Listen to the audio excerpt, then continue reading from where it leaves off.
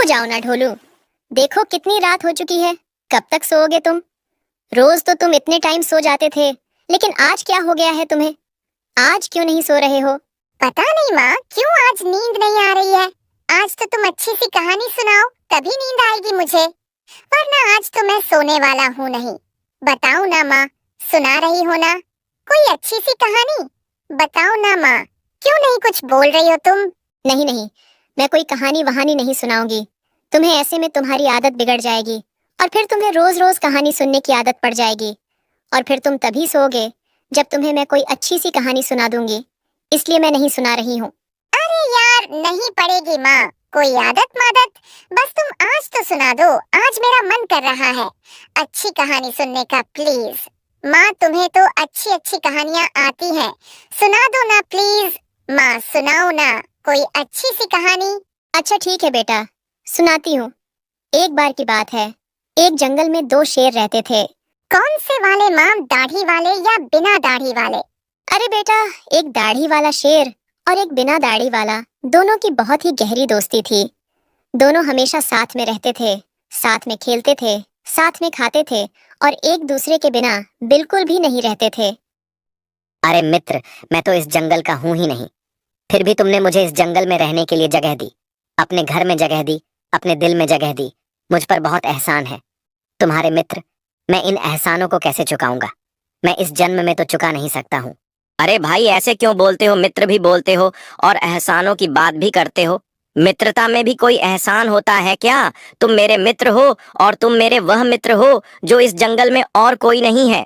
मतलब कि मेरा इस जंगल में तुम्हारे अलावा और कोई दूसरा मित्र है ही नहीं, और तुम्हारे होते हुए मुझे किसी दूसरे मित्र की जरूरत भी नहीं है। नमस्कार महाराज, शेर महाराज की जय हो। और तेंदुआ कैसे हो? अरे, ये क्या बात हुई लोमड़ी? तुम मुझे महाराज कह के नमस्कार बोल रही हो और मेरे मित्र का नाम पुकार रही हो। क्या तुम अपनी मर्यादा भूल गई हो लोमड़ी? या फिर तुम पागल हो गई हो? तुम्हें इतनी भी बुद्धि नहीं है कि मेरे मित्र से कैसे बोला जाता है? अगर मैं इस जंगल का महाराज हूँ तो मेरा मित्र बाघ भी इस जंगल का महाराज है। आज तो तुमने यह गलती कर दी है। चलो, पहली गलती है तो मैंने तुम्हें माफ भी कर दिया, लेकिन आइंदा से कभी भी ऐसी गलती नहीं होनी चाहिए, वरना तुम्हें माफी नहीं मिलेगी। समझी लोमड़ी? मैं गलती के लिए क्षमा मांगती हूँ महाराज, लेकिन मैं तेंदुआ को महाराज नहीं बोल सकती हूँ। मैं तुम्हारे बाघ मित्र को तुम और कुछ भी बोल दो तो मैं बोल दूंगी, लेकिन अगर महाराज बोलने को बोलोगे तो मैं बिल्कुल भी नहीं बोल सकती हूँ, क्योंकि तुम्हारे शेर महाराज यानी कि तुम्हारे पिताजी, मुझे उनकी एक बात याद है और हमेशा याद रहेगी। वह कहा करते थे कि जिस समय इस जंगल में दो महाराज हो गए तो उस समय इस जंगल का विनाश होना तय है। उस समय इस जंगल को मिटने से कोई नहीं रोक सकता है। इसीलिए कभी भी इस जंगल में दो महाराज ना हो पाए तो ही अच्छा है। लेकिन शेर महाराज, आप तो खुद ही दो महाराज बनाने की कोशिश कर रहे हो। महाराज, कोई गलती हो जाए तो क्षमा करना, लेकिन मेरे हिसाब से तो जैसा चल रहा है वैसा ही चलने दो। आप इस जंगल में दो महाराज बनाने की कोशिश बंद कर दो, वरना इस जंगल के लिए बुरा होगा और शायद आपके लिए भी बुरा होगा। अच्छा ठीक है, चलो जल्दी से काम बता, किस काम के लिए आई है? यहाँ आकर ज्यादा उपदेश मत दिया कर। अगर मेरे बाघ मित्र को बुरा लग गया तो फिर तेरी खैर नहीं, समझ ही लो मड़ी। महाराज, मैं तो बस बड़ी नदी वाले मगरमच्छ के बारे में बताना चाहती थी। कल मगरमच्छ बहुत ही गुस्से में था और उसने तो एक हिरण के बच्चे का शिकार भी कर लिया है। कल शाम को हिरण का छोटा सा बच्चा वहाँ पानी पीने गया था तो उसने उसका शिकार कर लिया और बोल रहा था कि अब इस जंगल के राजा शेर की बारी है। बब्बर शेर का शिकार नहीं कर लूंगा, तब तक चैन की सांस नहीं लूंगा, इसलिए बोलने आई थी। आप पानी के पास मत जाना। अच्छा ठीक है, बोल दो उस मगरमच्छ को कि थोड़ा और झीले। जिस दिन मैंने सोच लिया उस दिन उसको वहीं पानी में घुसकर मारूंगा। और बोल देना कि एक दो शिकार कर लिए तो ज्यादा फड़फड़ाओ मत। हिरण का शिकार करने वालों को यह नहीं सोचना चाहिए कि वह शेर का शिकार भी कर लेगा। यह उसकी सबसे बड़ी गलतफहमी है। चलो अब जाओ लोमड़ी यहाँ से। फिर लोमड़ी वहां से चली गई और शेर और बब्बर शेर सोचने लगे कि इस मगरमच्छ का कुछ करना पड़ेगा, वरना आने वाले समय में यह हमारे लिए मुसीबत बन जाएगा। इस जंगल में सब कुछ अच्छा चल रहा था। तभी अचानक से दूसरे जंगल का एक तेंदुआ यहाँ आ गया। ये बहुत ही खतरनाक था। इसमें बहुत ही तेज बुद्धि थी। इसका मकसद था सामने वाले को हराना। इसको केवल जीतने से मतलब है और कोई बात से नहीं। अब इस तेंदुआ की नजर इस जंगल पर पड़ गई है। अब इसका एक ही मकसद है कि इस जंगल को कैसे जीता जाए। अब आएगा असली मजा। मैंने तो अभी तक जितने जंगल जीते हैं उन सब जंगल में एक ही राजा होता है, लेकिन यहाँ तो एक राजा के साथ में एक तेंदुआ उसका दोस्त भी है। और मैंने सुना है कि दोनों साथ साथ रहते हैं और एक दूसरे के बिना कहीं ना आते जाते हैं, ना कोई काम करते हैं। अब तो बहुत ही मजा आने वाला है। अब मैं उस बब्बर शेर को भी मारूंगा और उसके साथ उस तेंदुआ को भी मारना है, लेकिन मैं सामने से लड़कर तो उनसे जीत नहीं सकता हूँ। इसलिए मुझे कोई ऐसा जाल फैलाना पड़ेगा जिससे कि मैं उन दोनों से जीत जाऊं। और तेंदुआ तो सेम टू सेम मेरे जैसा ही दिखता है। अब उसके हमशक्ल होने का फायदा तो उठाना ही पड़ेगा मुझे। इसका नाम जबलू है। जबलू जंगल को जीतने के बारे में सोच ही रहा था। इतने में एक हाथी वहां आ गया। अरे तेंदुआ, तुम यहाँ अकेले क्या कर रहे हो और क्या बड़बड़ा रहे हो? जरा मुझे भी तो बताओ। और आज शेर महाराज कहाँ गए?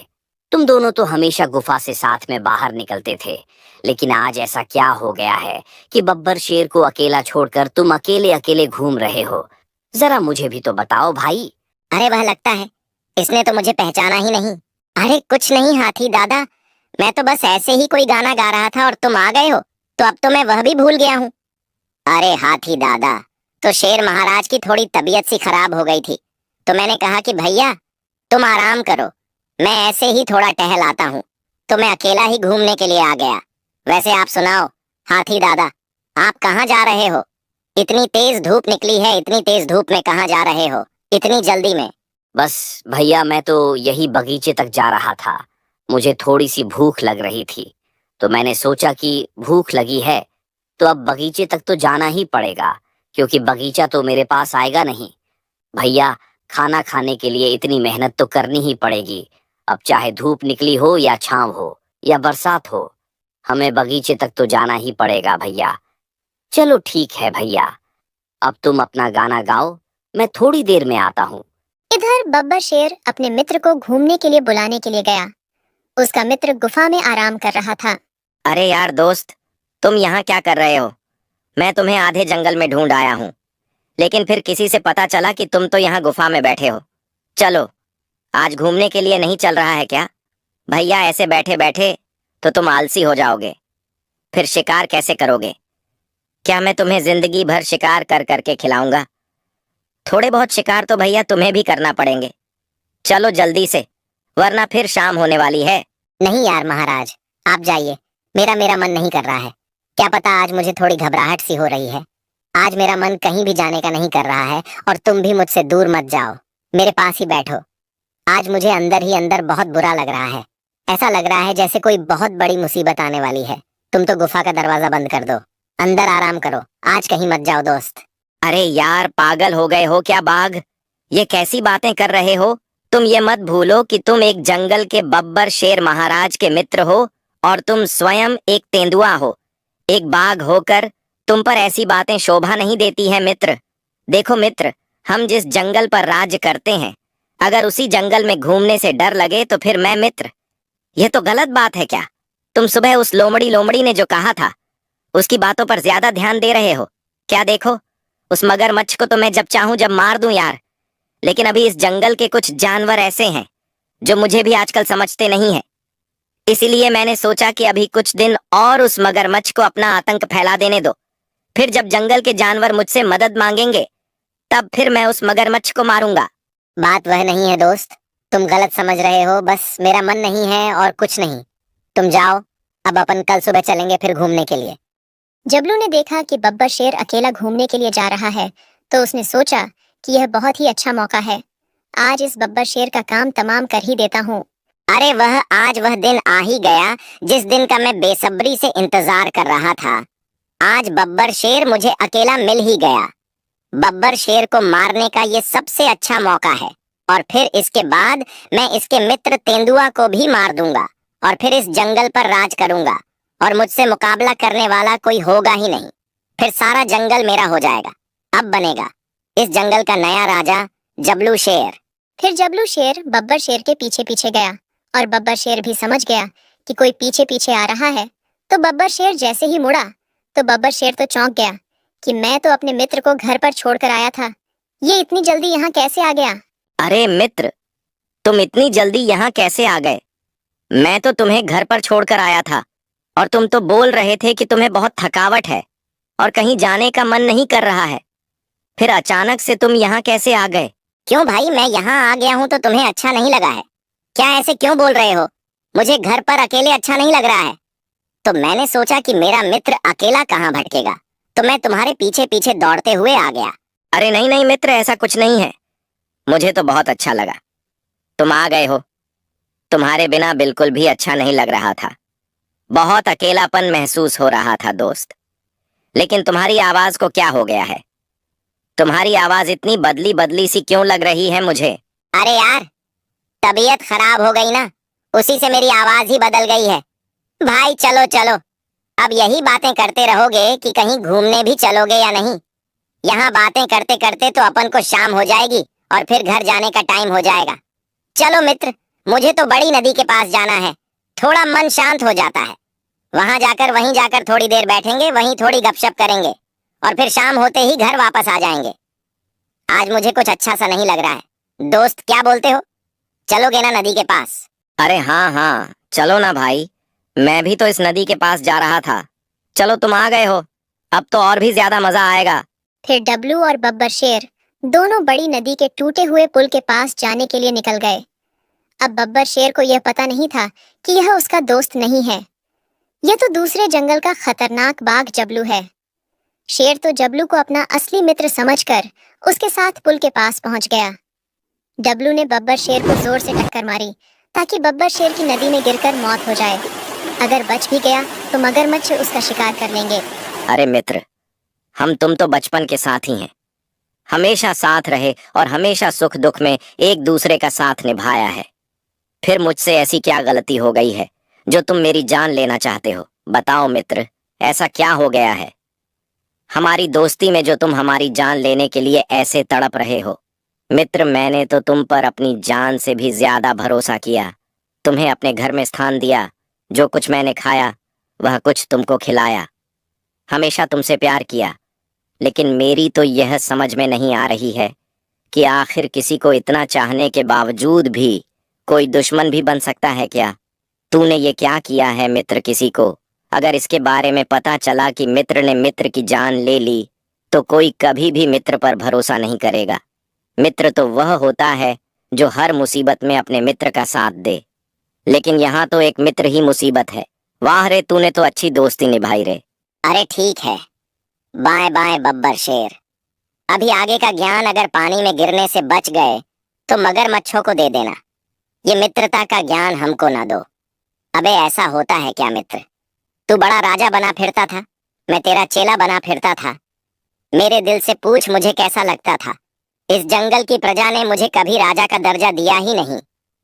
जब इस जंगल की प्रजा तुमको महाराज महाराज और मुझको शेर बुलाती थी, मुझे बहुत बुरा लगता था।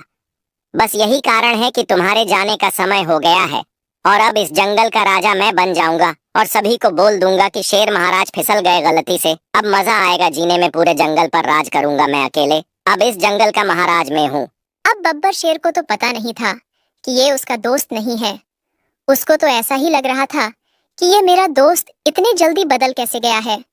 बब्बर शेर को बाघ की ऐसी बातें सुनकर बहुत ज्यादा दुख हुआ और फिर बब्बर शेर के हाथ फिसल गए और वो पानी में गिर गया। और फिर जबलू शेर बब्बर शेर के मित्र बाघ को मारने के लिए निकल गया।